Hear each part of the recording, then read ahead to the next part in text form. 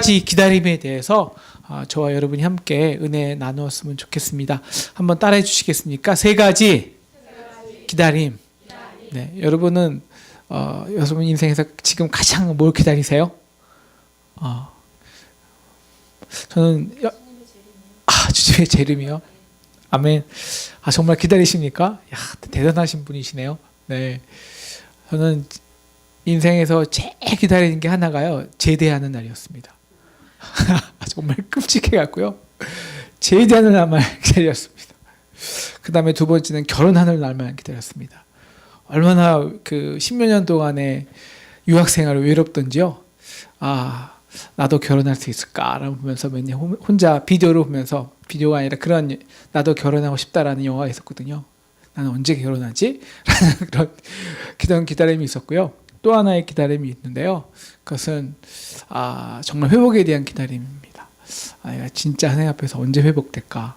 다시 말하면 내가 언제 처리될까? 아니면 다시 말하면 정말 이 성령의 사람이 될까? 뭐 이런 기다림이죠. 그런데 뭐 그날이 오겠죠? 네, 아멘. 네, 오겠습니다. 오늘은 그 기다림에 대해서 한번 생각해 보려고 해요. 그럼 뭘 기다리느냐? 저도 지난 3주 동안에 너무 힘든 게 차라리 내가 일하는 게 낫지. 이 사람들 일 시켜 기다리는 게 너무 힘들더라고요. 이 남의 손에 맡기는 게 참 힘든 것 같아요. 그러니까 우리가 제가 사실 이제 두 달 동안 이제 책 마무리하느라고 했는데요. 정말 하나로 내가 하는 게 낫다. 내가 하는 게 낫다. 이 인간의 손에 무엇을 맡긴다는 게 참 우리는 그것을 맡길 때는요, 기대가 있는데요. 언제나 그 기대는 배신이 되어 돌아오더라고요. 뭐 항상 그런 건 아니겠지만 오늘 우리가 그런 기다림이 있는데요. 하나는 애굽의 기다림입니다. 애굽. 하나는 또 백성들의 기다림이죠. 또 하나는 하나님의 기다림입니다. 자, 오늘 30장을 지금 보시면 이제 아수르의 위험 속에 애굽을 의지했던 이스라엘 백성이 나와요. 그리고 히스기야가 나오죠. 그런 백성과 히스기야에게 하나님께서 오늘 하나님 말씀은요, 이제 1절 보여주시고요. 하나님의 말씀 딱 하나입니다. 너 좀 하나님만 기다려. 라는 말씀이에요. 당시 역사를 살펴보면요, 아수르가 굉장히 이제 강대해지고 주변국들은 아수르에 다 점령을 당하고 이 아수르를 섬기는 봉신을 만들었죠. 유다도 예외가 아니었습니다. 열왕기상 18장에 보면은 아수르 왕 사네립이 유다의 모든 성읍을 쳤죠. 히스기야도 마찬가지죠. 그래서 히스기야가 아수르 왕에게 내가 범죄하였나이다. 나를 떠나서서 당신에게 지는 거 다 내가 당하리이다. 그렇게 신하가 되기로 약속하고요. 은 30달란트 와 금, 은 300달란트, 또 금 30달란트, 은 30, 은 300달란트를 이제 히스기야가 매년 이렇게 조공을 바칩니다. 히스기야가 조공을 주지만요, 이 좋아서 주는 게 아니잖아요. 끊임없이 다 엿보는 거예요. 내가 언제 이 아수르의 이 조공을 멈추고 내가 독립을 할까? 언제 기회일까? 엿보는 거예요. 그래서 그 조공의 멍에를 벗어버리려는 거죠. 그래서 잠시 아수르가 약해진 틈을 타서 딱 애국과 동맹을 해버립니다. 그래서 애국과 이스라엘을 통해서 함께 동맹해서 아수르로부터 독립하려는 시도죠. 오늘 1절에 보면요, 하나님께서 그것을 굉장히 싫어하셨어요. 그들의 계교를, 그것은 나로 말미암은 생각이 아니라는 거죠. 너의 인간적인 생각이라는 거예요. 2절에 보면 바로의 세력 안에서 스스로 강하기 위해서 애굽으로 내려왔다라고 합니다. 그러니까 나에게 입에 묻지도 아니었다는 거죠. 왜 히스기야나 이스라엘 백성이 묻지 않았을까요? 왜 묻지 않았을까요? 허락해 줄 것 같지 않으니까 안 물은 거 아닐까요? 예, 그리고 자신 속에, 그리고 이제 하나님은 중심을 다 아시니까 이 속마음 다 드러나는 것이니까 전부 드러날까 두려워했던 거죠. 특히 이제 하나님께서 패역한 자식들이라고 화내신 것도 2절 보니까 이 바로의 세력을 등에 업고 스스로 강해지려 했다라는 이 부분이거든요. 이것이 왜 우리가 강해지는 게 나쁜 건 아니잖아요. 근데 스스로 강해진데 이 타이밍이 중요합니다. 아수르로부터 강해지려 했는 거 아니에요. 근데 바로의 세력이 어떤 세력이냐면요, 우리가 이스라엘을 노예를 만들었잖아요. 압제했던, 학대했던 세력입니다. 그래서 하나님께서 내 백성을 내어보내라 해도 거부하고 끝까지 버티던 세력입니다. 성경에서는 또한 죄의 세력을 이제 말하고 있죠. 내가 내 자녀들을 그 이상의 그들의 그 죄의 세력부터 구원하기 위해서 하나님이 얼마나 애쓰셨습니까? 결국 그 바로의 세력에서 구원하신 것이 예수님께서 하나님께서 포기하신 것이 당신의 아들이시니까요. 어떻게 더 애쓸 수 있습니까? 그런데 그들 왜 그렇게 수고했는데 어떻게 네가 스스로 바로의 세력에 들어갈 수 있냐는 것이죠. 그래서 모세가 이스라엘 왕들에게 미리 다 경고를 해놓은 거예요. 하나님께서는 다시는 말을 많이 얻으려고 그 백성을 애굽으로 돌아가게 하지 말라고 경고하셨습니다. 다시는 노예 배웠던 애굽, 자유가 없던 애굽으로 돌아가서는 안 된다. 하나님이 싫어하시는 걸 분명히 알매도 하나님 몰래 갔단 말이에요. 왜 그랬을까요? 왜 하나님은 그것을 그렇게 폐역하게 생각했을까요? 딱 하나죠. 이 아수르에 지는 멍에가 싫은 건데요. 왜 이 아수르의 멍에가 누가 준 걸까요? 사실 하나님이 준 거잖아요. 그래서 우리 보면 이 아수르가 이사야나 많은 선지자들이 아수르가 유다를 향한 하나님의 채찍, 견책이라의 몽둥이라고 계속 말하고 있습니다. 그래서 그들의 삶, 여태까지 이사야에서 배운 그들의 삶에 공의의 열매가 없고 형식적인 불법과 압제, 그러면서 형식적인 위선적인 제사와 예배, 그들의 그 형식적인 그 예배로부터 그 불법으로부터 돌아오라. 그러면서 채찍하고 매질하는 게 아수르 아니에요. 그러니까 아수르는 완전히 그들을 심판하시는 게 아니잖아요. 견책하시는 거잖아요. 회개하고 돌아와. 그래서 열매를 맺어. 그래서 정말 이제는 이 모든 열방의 복의 근원이 돼. 그렇게 좀 그렇게 그걸 쓰임 당하는 게 아수르 역할 아닙니까? 그래서 아수르는 하루아침에 18만 5천 없어지잖아요. 그 존재 의미는 단지 몽둥이란 말이에요. 그런데 유다가 이것을 알까요, 모를까요? 알죠. 그런데 이게 싫은 거예요. 너무 싫은 거예요. 물론 경제적으로도 힘들지만 사실 알거든요. 하나님의 견책 채찍이라는 걸. 그래서 20절 보면 주께서 주신 환난의 떡이요 고생의 물이라 라고 말하는 거예요. 그것은 그래서 왜 애굽으로 가냐 이거죠. 아수르부터 스스로 강해지려고. 다시 말하면 나 이제 하나님은 견책받는 거 싫어 이거예요. 이제 그만할래 라는 거예요. 그냥 그 하나님이 주신 멍에와 환난의 때를 뼈를 깎는 회개의 아픔 없이 그냥 빨리 벗어나고 싶은 거예요. 이게 핵심이죠. 그래서 폐역하다 한 것입니다. 10절 보니까요. 백성이 이제 10절을 보니까요. 이게 선교사들에게 대놓고 말하는 거예요. 선교하지 말라고. 바른 거 보이지 말라고. 부드러운 거 말하라고. 그러니까 알았어. 그만해 제발. 제가 우리 어머니한테 말하면 제가 제일 싫어하는 게 있어요. 제가 우리 어머니한테 뭐 이렇게 가끔 이제 푸념을 할 거 아니에요. 그러다 보면은 네가 아직 훈련의 때가 남았나 보다. 진짜 싫어요. 아니 20년 훈련 받았는데 더 여기서 내가 이제 내 나이 50인데 이제 훈련 받아야 되냐고. 60이라고 60은 아니죠. 50이라고. 우리 어머니가 하는 말이 네가 그래서 더 훈련 받는 거야. 더 짜증이 나는 거예요.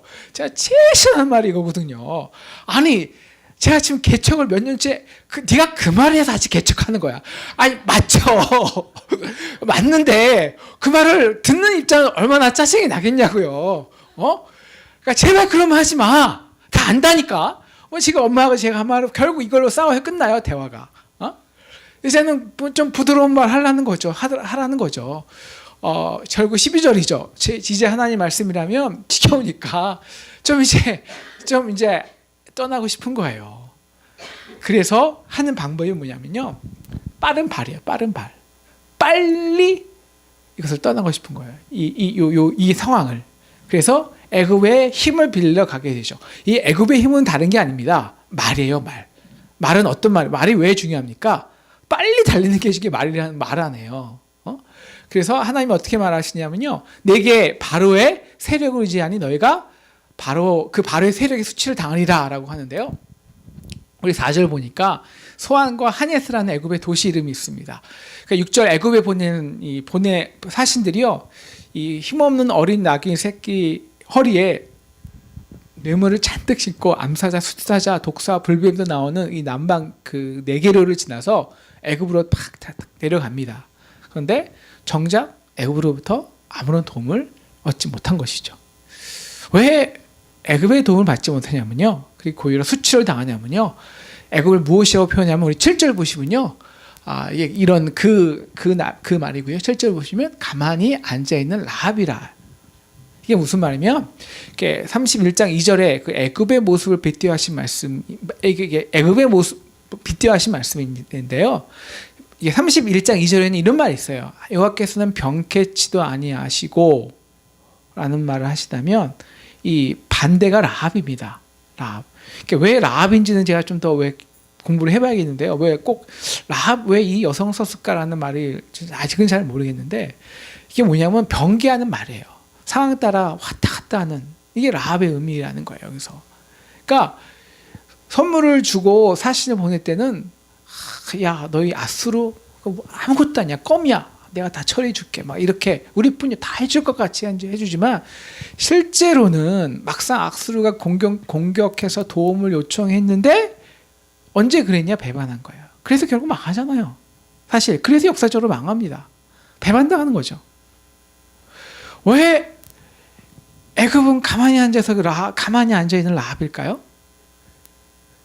애굽은요, 절대 자기가 유익이 되지 않으면 나서지 않아요. 움직이지 않아요. 그러니까 이게 애굽의 기다림입니다. 그러니까 우리는 정말 애굽을 기다려요. 저들이 언제 도와줄까? 우리가 힘들 때 딱 생각나는 사람들이 있거든요, 분명히. 여러분 안 그러십니까? 우리가 인간적으로요, 솔직히 말하면 정말 힘든 일이 딱 터져요. 그러면 그 일에 대해서 먼저 생각나는 사람이 있어요, 없어요? 있죠. 그 사람이 애굽이거든요. 근데 우리는 왜 생각납니까?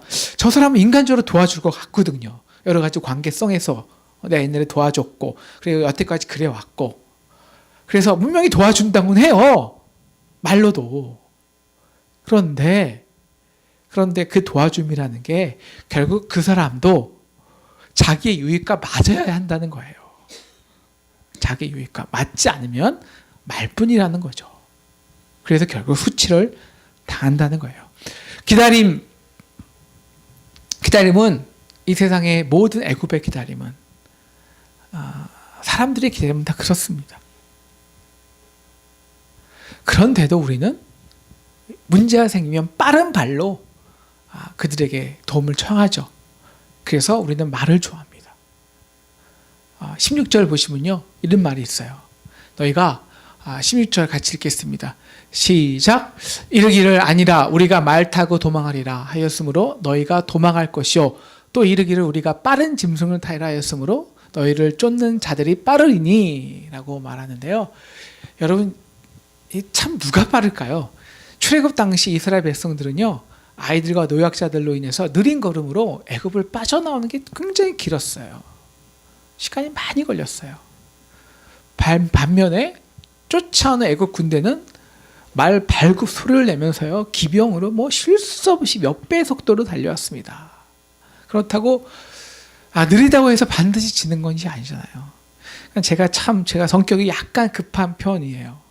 그래서 뭔가 한번 확 해내야 되는데 참 이게 쉽지 않더라고요, 그런 것이. 그런데 이게 느린 게 빠른 거야. 사실 이게 너무 일하는 입장에서는 이게 쉬운 게 아닌 거거든요. 그런데 그들은 홍해가 갈라지잖아요. 근데 마른 땅처럼 그곳을 막 지나가죠. 근데 말을 타고 빨리 달려오는 애국 군사들은요, 그러면 홍해에 모두 수장되고 말았습니다. 그러니까 아수르에게 잡히니까 이스라엘 백성들은 말을 얻기 위해서 애굽으로 내려간 거예요. 왜? 위협을 빨리 회피하기 위해서. 근데 문제 해결만 급급하고 빨리 무엇을 하고자 하는 마음보다 그 마음이 과연 그 진중의 중심이 뭘까라고 하나님이 말씀하는 거예요. 그것은 나를 피하는 거야 라는 거예요. 과연 너희가 나를 빨리 피할 수 있을까라는 거예요. 너희가 도망가는 말이 얼마나 빠르던 더 빠른 것이 있다는 거죠. 무엇이냐? 하나님입니다. 하나님. 그래서 15절 함께 읽겠습니다. 시작.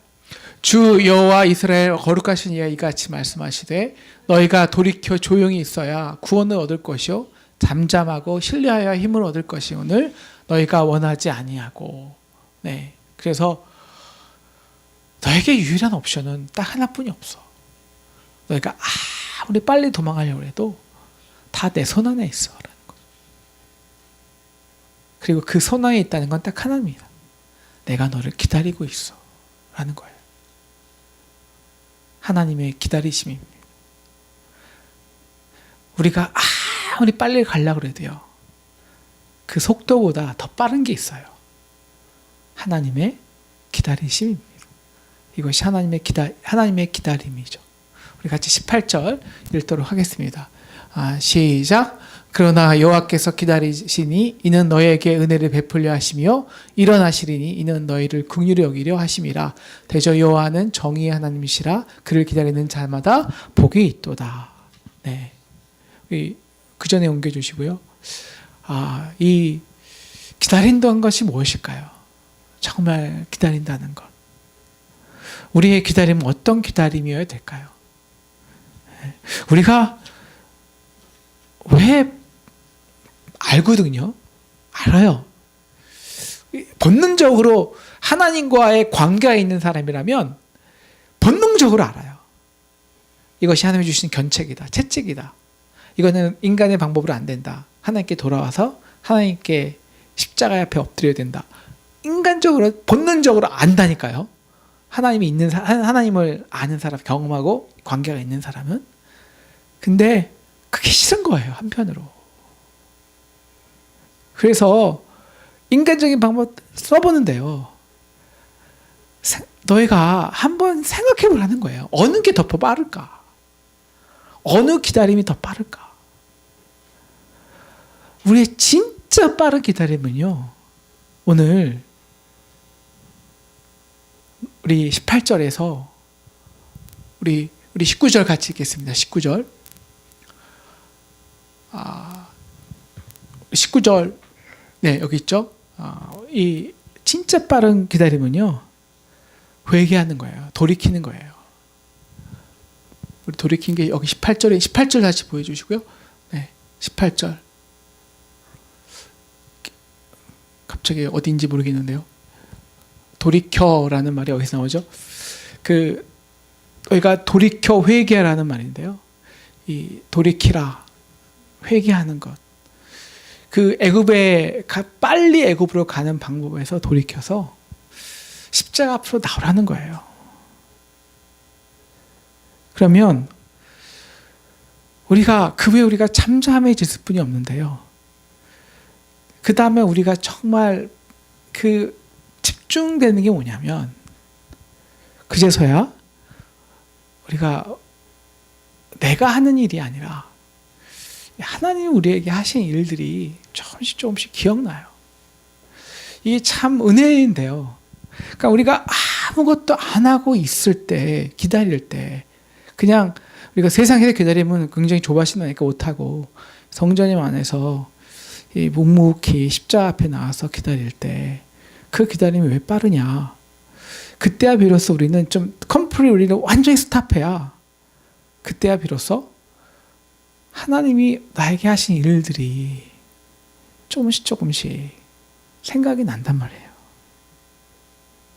그래서 우리 19절 보면은 정말 하나님이 신뢰해야 되고요. 그래서 정말 하나님께 부르짖을 수 있게 돼요. 하나님께 부르짖을 수 있게 돼요. 바로 그때 배워서 우리의 이 고난의 떡이, 환난의 떡이, 고생의 물이 그래서 때로는 정말 지름길이라는 거예요. 지름길. 왜? 십자가 앞으로 오니까. 십자가 앞으로. 그래서 정말 이 십자가 앞에서 하나님이 하신 모든 일들을 우리가 묵상하고 그 하나님의 일들을, 하나님이 하신 일들을 우리가 온전히 바랄 수 있기 때문에, 부르짖을 수 있기 때문이죠. 그래서 오늘 진짜 기다리시는 분은요, 애굽이 아니라, 애굽은 이제 자기 유익을 위해서 기다리는 거고요. 백성들이 아니라 하나님이시죠. 하나님. 오늘 18절에서 왜 하나님은, 이 기다리시는 하나님을 여호와는 정의 하나님이시라 기다리고 있는 자마다 복이 있다. 왜 하나님의 기다리심을 정의라고 했을까요? 저는 이 말씀이 많이 묵상이 되더라고요. 왜 정의와 공의의 하나님, 이 지금 막 우리를 위해서 기다리시는 하나님을 정의와 공의의 하나님이라고 그랬지?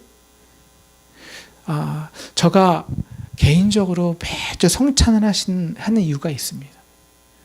그것은 저는 개인적으로 그런 마음으로 계속 하는데요. 그래서 하나님의 기다리심이에요. 어떤 기다리심이냐면 이 자신의 아들을 막 잡아서, 지금 그 죽음의 현장이잖아요. 이 성만찬이란 바로 예수의 죽음의 현장이거든요. 빵과 떡이란 다른 것이 아니라 이 빵은요, 그 십자가 사건이에요. 성만찬은 이 빵과 포도주가 분리되어 있잖아요. 십자가 사건이랑 육체에서 모든 피와 물이 분리되는 죽음이거든요. 완전히. 그래서 이 수평적인 성만찬을 수직으로 놓으면 그게 십자가예요. 다시 말하면 밑은 그 모든 이 빵은 완전히 십자가 위에 있는 예수의 몸덩어리고요. 육체 덩어리. 그리고 그 물이 막 빠져서, 물과 피가 빠져서 샘물이 된 게 포도주 잔이에요. 그게 성만찬이라고요. 다시 말하면 우리가 예배를 본다는 것은 지금 막 우리를 위해서 자기의 아들을 잡으신, 왜? 우리의 죄와 우리의 이 유다 죄를 위해, 이스라엘의 죄를 위해, 우리의 죄를 위해서, 그리고 그 죄값을 속하기 위해서 지금 내가 이렇게 내 아들을 잡았는데 도대체 누가 이 아들의 이 죄값을 지금 잡았는데, 이게 아무 의미 없으면 안 되잖아요. 이 일을 내가 다 해놨는데 누군가가 와서 이 은혜를 받아야 될 거 아니에요. 은혜를 누가? 죄 있는 자가, 부족한 자가. 여기에 이 기다리시는 하나님이 자신의 아들을 잡으시고, 누군가가 그 아들의 죄의 피에, 그 보혈에 담겨 그 죄가 속하길 바라는, 그 사람들이 오기를 바라는 그 기다림. 오늘 그 기다림이 오늘 하나님께서 말씀하시는 하나님의 정의로운 하나님이시라는 거예요. 정의로운 하나님. 그래서 돌아오기만 하면, 회개만 하면 탕자의 아버지처럼 안절부절하며 오자마자 은혜를 베푸시고 입 맞춰주시고 싸매주시고. 오늘 26절에는요 이렇게 말하고 있습니다. 26절 같이 마지막으로 읽겠습니다. 26절 시작.